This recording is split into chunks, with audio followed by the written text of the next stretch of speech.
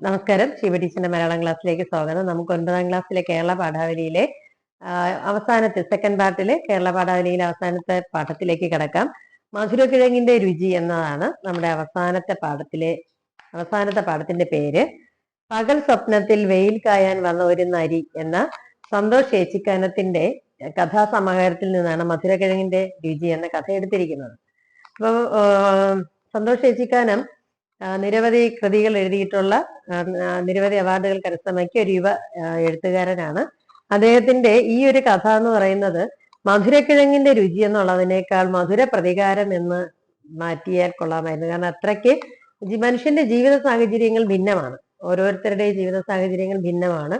ആ ഭിന്നമായ ജീവിത സാഹചര്യങ്ങളിൽ പ്രതിസന്ധികൾ ഉണ്ടാവുമ്പോൾ എങ്ങനെയാണത് തരണം ചെയ്യുക എന്നുള്ളതിനെ അടിസ്ഥാനപ്പെടുത്തിയിരിക്കും ഓരോ മനുഷ്യന്റെയും ജീവിത വിജയം. ഇവിടെ രണ്ട് ചെറിയ കുട്ടികൾ, അവരുടെ ജീവിത വിജയം എങ്ങനെയാണ് അവർ കൈവച്ചിരുന്നത്, അല്ലെങ്കിൽ ഇത്രയും പ്രതിസന്ധികളിൽ അവരെങ്ങനെയാണ് പിടിച്ചു നിന്നത്, അവരെങ്ങനെയാണ് പിടിച്ചു നിന്നതെന്നാണ് ഈ കഥയിലൂടെ നമുക്ക് മനസ്സിലാക്കാൻ കഴിയുന്നത്. അപ്പൊ ഇത് നടക്കുന്നത് ഒരു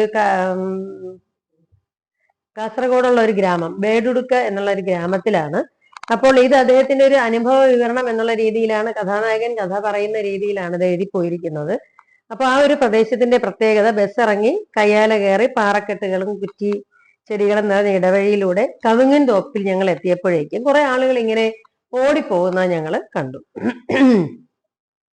അപ്പൊ പച്ച നിറം വ്യാപിച്ചു കിടക്കുന്ന ഒരു വയലാണ് പിന്നെ കാണുന്നത്. അവിടെ ഒരുപാട് ആളുകൾ കൂടി നിൽപ്പുണ്ട്. അപ്പൊ എന്തെങ്കിലും അത്യാഹിത അപകടം സംഭവിച്ചിട്ടാണോ ഇവരിങ്ങനെ ഓടിപ്പോകുന്നത്, അല്ലെങ്കിൽ ആളുകൾ ഇത്രയും വെപ്രാളപ്പെട്ട് ഓടിപ്പോകേണ്ട ആവശ്യമില്ലല്ലോ. കണ്ടത്തിലെ ഈർപ്പം മാറാത്ത മൺകട്ടകൾക്ക് മുകളിൽ ഏതെങ്കിലും ഒരു പരിചയക്കാരൻ മരിച്ചു കിടക്കുന്നതൊക്കെ, കുട്ടിയല്ലേ, എന്റെ മനസ്സിൽ പെട്ടെന്ന് അങ്ങനെ ചിന്തകളൊക്കെ ഉണ്ടായി. പക്ഷെ ഒരു ഓടിപ്പോകുന്ന ആളുകളുടെ മുഖത്തൊന്നും ദുരന്തം നടന്നതിന്റെ ഒരു സൂചനയില്ല. എല്ലാവരും എന്തോ ഒരു അത്യാവശ്യ കാര്യം കാണാൻ പോകുന്ന പോലെയാണ് പോകുന്നത്.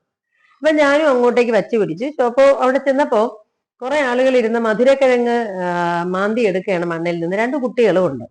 അപ്പൊ ഇത് കാണാനാണ് ആളുകൾ ഓടിപ്പാഞ്ഞ് ഇങ്ങി വന്നത്. അപ്പൊ നെൽകൃഷി കഴിഞ്ഞാൽ ആളുകൾ പച്ചക്കറിയും മധുരക്കിഴങ്ങും ഒക്കെ സാധാരണ നെൽകൃഷിയുടെ ഇടകൃഷിയായിട്ട് ഇടവേളകളിൽ ചെയ്യാറുണ്ട്. അപ്പൊ അത് കാണാൻ എന്തിനാണ് ഇത്രയും പേര് ഓടിപ്പോകുന്നത് എന്നൊക്കെ ഞാൻ ചിന്തിച്ചു. അപ്പോഴാണ് ഇതിൽ എന്താണ് ഇത്ര അത്ഭുതം എന്ന് ഞാൻ ചോദിച്ചപ്പോൾ അവിടെ ഉണ്ടായിരുന്ന ഒരു കഥാപാത്രം ചെറിയാനേട്ടൻ പറഞ്ഞു, ഞങ്ങളുടെ നാട്ടിലെ, അപ്പൊ അദ്ദേഹമാണ് ഈ കഥ പിന്നീട് വിവരിക്കുന്നത്. ഈ പാഠത്തിൽ നിന്ന് ചെറിയാനേട്ടൻ കഥാപാത്ര നിരൂപണം ചോദിക്കാറുണ്ട്. ഈ ഭാഗം നിങ്ങൾ മാർക്ക് ചെയ്ത് പഠിക്കാം. ഞങ്ങളുടെ നാട്ടിലെ പ്രായം കൂടിയ കൃഷിക്കാരനും കന്നുകാലി ചികിത്സകനുമാണ് അദ്ദേഹം. ഞാൻ കാര്യം പിടിയിട്ടത് അദ്ദേഹത്തെ നോക്കി. അപ്പൊ ചെറിയാനേട്ടൻ ഞങ്ങളുടെ ഗ്രാമത്തിലെ അത്ഭുതത്തിന്റെ കഥ ഞങ്ങളോട് വിവരിക്കുകയാണ്. അതായത് മരണത്തിന് മേൽ ജീവിതത്തിന്റെ വിളവെടുപ്പ് നടത്തിയ രണ്ട് കുട്ടികളാണ് ആ കഥയിലെ കഥാപാത്രങ്ങൾ. 8